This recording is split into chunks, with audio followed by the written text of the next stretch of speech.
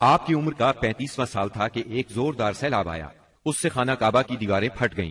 ایک بار پہلے آگ بھی لگی تھی، اس لیے آگ کی وجہ سے دیواریں کمزور ہو چکی تھیں۔ اب قریش نے فیصلہ کیا کہ خانہ کعبہ کی نئے سرے سے تعمیر کی جائے۔ اس موقع پر انہوں نے فیصلہ کیا کہ اس تعمیر میں صرف حلال مال ہی خرچ کریں گے، چنانچہ رنڈی کی اجرت، سود کی دولت اور کسی کا ناحق لیا ہوا مال اس میں استعمال نہیں کریں گے۔ انہیں خانہ کعبہ گراتے ہوئے ڈر بھی لگ رہا تھا کہ کہیں اللہ کا عذاب نہ ٹوٹ پڑے۔ آخر کار ولید بن مغیرہ نے یہ کہہ کر ڈھانا شروع کر دیا کہ اللہ مصلحین کو ہلاک نہیں کرتا۔ جب لوگوں نے دیکھا کہ اسے کچھ نہیں ہوا تو وہ بھی اس کام میں شریک ہو گئے اور سیدنا ابراہیم علیہ السلام والی بنیاد تک خانہ کعبہ گرا ڈالا۔ اس کے بعد تعمیر شروع کی۔ تعمیر کے لیے ہر قبیلے کا الگ الگ حصہ مقرر تھا۔ معززین اپنے کاندھوں پر پتھر لاتے اور ڈھیر لگاتے۔ نبی کریم صلی اللہ علیہ وسلم اور آپ کے چچا عباس بھی پتھر ڈھو رہے تھے۔ تعمیر کا کام باقوم نامی ایک رومی معمار کر رہا تھا۔ مال چونکہ اس قدر جمع نہ ہو سکا تھا کہ سیدنا ابراہیم علیہ السلام والی بنیادوں پر تعمیر مکمل کی جا سکتی، اس لیے شمال کی طرف سے قریباً 6 ہاتھ چھوڑ کر اس پر ایک چھوٹی سی دیوار اٹھا دی گئی تاکہ علامت باقی رہے کہ یہ بھی خانہ کعبہ کا حصہ ہے۔ اس کو ہجر اور حتیم کہتے ہیں۔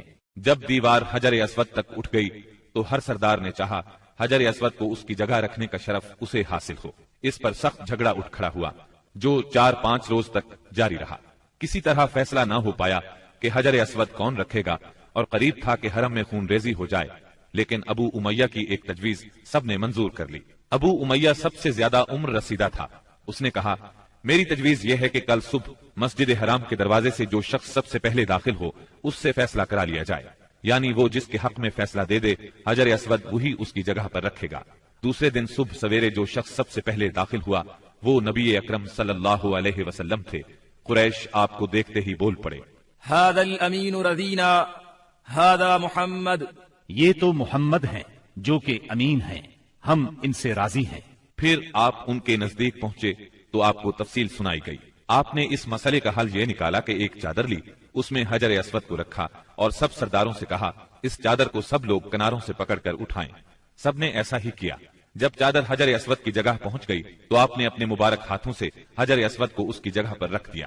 یہ اس قدر عمدہ فیصلہ تھا کہ سب خوش ہو گئے۔ نبی کریم صلی اللہ علیہ وسلم بچپن ہی سے عقل سلیم کے مالک تھے، پاک دامن تھے، بھرپور قوت کے مالک تھے۔ جوانی اور پختگی کا زمانہ آیا تو آپ کی خوبیاں اور زیادہ نکھر کر سامنے آئیں۔